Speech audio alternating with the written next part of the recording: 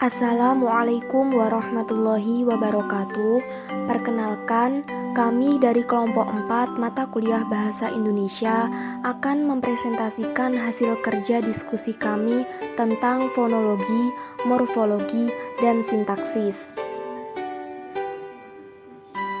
Kelompok kami yang beranggotakan, yang pertama ada Marsha Diamida, yang kedua Solihatus Sepia, yang ketiga Nur Lailatul Rohmah, yang keempat Bey Faizati Alawiyah, yang kelima Ela Nur Aini, yang keenam Kartika Sinta Nuriyah, yang ketujuh Putri Nadia Ismania, yang kedelapan Amalia Hafita Haris, dan yang kesembilan Fathan Alifin.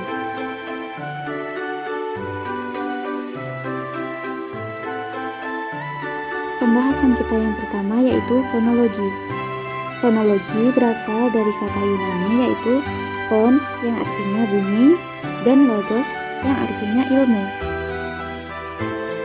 Fonologi adalah sebuah cabang ilmu linguistik yang mempelajari seluk-beluk bunyi bahasa secara umum. Bunyi bahasa sendiri dapat dibedakan atas bunyi segmental dan supramental. Selanjutnya yaitu morfologi. Morfologi adalah sebuah bidang linguistik yang membicarakan seluk-beluk morfem. Morfem sendiri adalah satuan bentuk kebahasaan yang terkecil yang mempunyai arti. Selanjutnya yakni sintaksis. Sintaksis merupakan bagian dari ilmu bahasa yang di dalamnya mengkaji tentang kata dan kelompok kata yang berbentuk frasa, klausa, dan kalimat.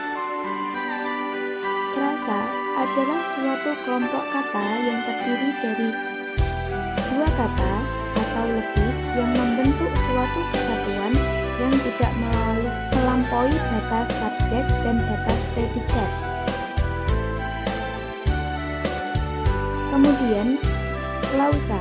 Klausa adalah suatu sintaksis. Klausa adalah satuan sintaksis yang berupa runtutan kata-kata berkonstruksi predikatif. Artinya, di dalam konstruksi itu terdapat komponen berupa kata atau frase yang berfungsi sebagai predikat dan berfungsi sebagai subjek, objek, serta keterangan. Namun, fungsi yang bersifat wajib pada konstruksi ini adalah subjek dan predikat, sedangkan yang lainnya tidak wajib. Kemudian, kalimat. Kalimat adalah turunan yang mempunyai arti penuh dan turunan suara menjadi ciri sebagai batas keseluruhannya.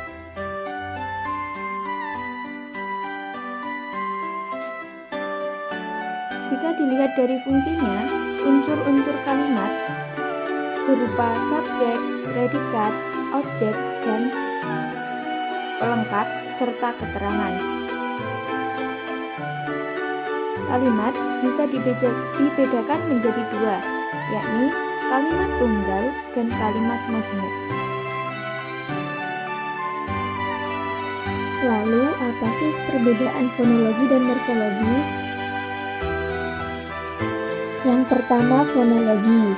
Fonologi mengkaji dan menganalisis pemanfaatan bunyi bahasa dan sistem bunyi bahasa untuk mengontraskan ciri-ciri bunyi yang terdapat dalam suatu bahasa. Yang dimaksud perbedaan fonologi dalam kajian linguistik kali ini menyangkut perbedaan fonetik. Yang kedua, morfologi. Proses pembentukan kata dari leksem, di mana leksem merupakan satuan leksikal dan kata merupakan satuan gramatikal. Dalam hal ini, leksim tidak hanya berubah bentuk, tetapi juga memiliki makna baru yang disebut dengan makna gramatikal. Ruang lingkup fonologi. Yang pertama, fonetik. Fonetik adalah bagian yang mempelajari cara menghasilkan bunyi bahasa atau cara suatu bunyi bahasa diproduksi oleh alat ucap manusia. Dengan kata lain, fonetik mempelajari cara kerja organ tubuh manusia, terutama yang berhubungan dengan penggunaan dan pengucapan bahasa. Yang kedua, fonemik. Fonemik adalah bagian yang mempelajari bunyi ujaran menurut fungsinya sebagai pembeda arti. Dengan kata lain, fonemik adalah kajian atau analisa bunyi bahasa dengan memperhatikan statusnya sebagai pembeda makna. Morfologi terbagi menjadi 4. Yang pertama ada morfem, 2 ada almorf, 3 kata dasar, yang terakhir adalah proses morfologi. Selanjutnya, kita akan membahas tentang subaspek. Adapun subaspek fonologi berkenaan dengan bunyi fonetik bunyi bahasa Indonesia atau bisa dikatakan dengan vokal, konsonan, diftong, gugus konsonan. Sedangkan subaspek morfologi berkenaan dengan morfem atau bisa dikatakan dengan morfem afiks yang pembentukan kata dengan proses morfologis atau afiksasi untuk bisa menghasilkan kelas atau kerja. Selanjutnya kita akan memasuki pada tahap bahan ajar. Oke, selanjutnya pada halaman ini terdapat fonologi. Materi ajarnya itu ada 3. Yang pertama ada fonem, ada yang kedua klasifikasi bunyi, yang ketiga pembentukan dari vokal, konsonan, diftong, dan klaster.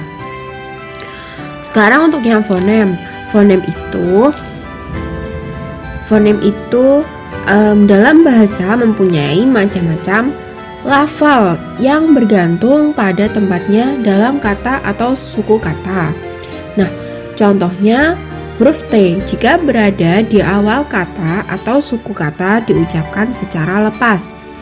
Yang selanjutnya ada klasifikasi bunyi. Bunyi bahasa merupakan bunyi yang dihasilkan oleh alat ucap manusia dan mengandung pengertian serta makna yang mudah dipahami.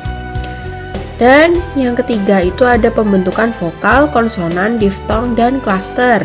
Untuk vokal dibedakan berdasarkan tinggi rendahnya lidah, bagian lidah yang bergerak, bentuk bibir, dan strukturnya.